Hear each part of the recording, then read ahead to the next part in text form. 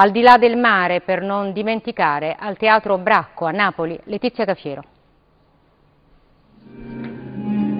Ho sbagliato. Ho dato fiducia a un uomo sbagliato che mi ha fatto del male.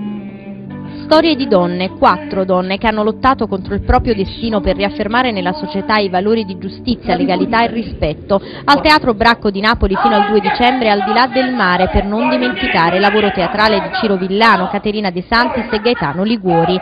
Caterina De Santis è anche interprete della prima storia in scena, quella di Emanuela Loi, giovane poliziotta, prima in Italia ad essere assegnata a un servizio di scorta, che morì nella strage di Via D'Amelio nel 1992. Poi c'è Cristina Jovenkov, giovane albanese riuscita con le sue denunce a squarciare il velo di silenzio intorno a una delle più potenti organizzazioni criminali albanesi dedite al traffico internazionale di prostituzione giovanile.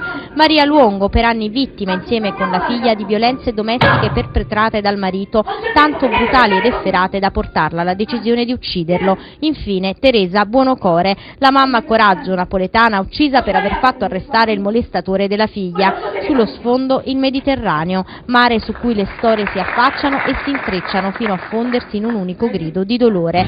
Sul palco con la De Santis, Umberto Bellissimo e Davide Ferri, regia Gaetano Liguori.